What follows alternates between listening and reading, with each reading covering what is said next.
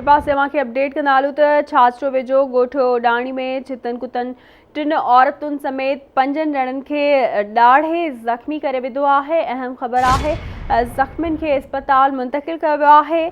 छाछरो में गुज़िरियल 15 ॾींहंनि में ॻोठ ओडाणी में छितन कुतन जे हमले में 35 माण्हू ज़ख़्मी थी चुका आहिनि। अवांखे अपडेट कंदा हलूं। छाछरो वेझो ॻोठ ओडाणी में छितन कुतन 3 औरतुनि समेत 5 ॼणनि खे ॾाढे ज़ख़्मी करे विधो आहे। ज़ख़्मियुनि खे अस्पताल दाख़िल कयो वियो आहे। छाछरो में गुज़िरियल 15 ॾींहंनि में ॻोठ ओडाणी में छितन कुतन जे हमले में 35 माण्हू ज़ख़्मी थी चुका आहिनि।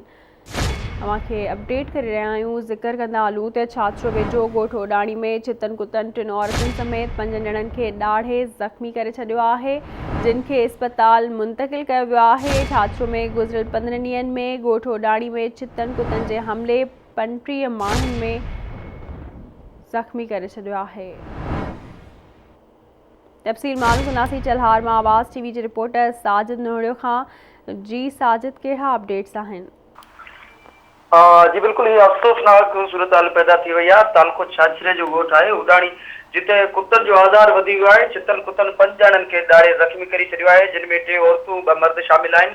साॻी ॻोठ में 15 ॾींहं कुतन जो ॾाढियल नौजवान आहे, उहो फौत थी वियो आहे। रहवासियुनि पारां बार बार ज़िले इंतज़ामिया तोड़े तालुके इंतज़ामिया खे शिकायतूं कयूं आहिनि, पर इंतज़ामिया तरफ़ां अञा ताईं कुता मार मुहिम शुरू न कई वई आहे।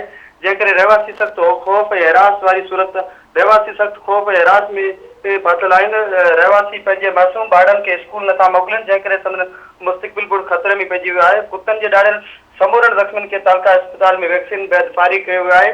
छाछरे तालुके समेत चेलार शहर जी बि साॻी सूरत हाल आहे। चेलार शहर ऐं भरपासे में मुख़्तलिफ़ ॻोठ आहिनि, जिन में बोहीलो आहे, सूराम आहे। ॿियनि ॻोठनि में छितन कुतन जो आज़ार पिणु वधी वियो आहे। रोज़ाने जी बुनियाद ते माण्हुनि समेत चौपाए माल खे ॾाढ़नि था। मजमूई सूरत हली आहे त इलाइक़े में ख़ौफ़ वारी सूरत हाल छायल आहे। ॿिए पासे इंतज़ामिया सां बार बार मौक़ो वठण जी कोशिशि कई आहे, पर इंतज़ामिया जो मौक़ो अञा ताईं साम्हूं न अची सघियो आहे।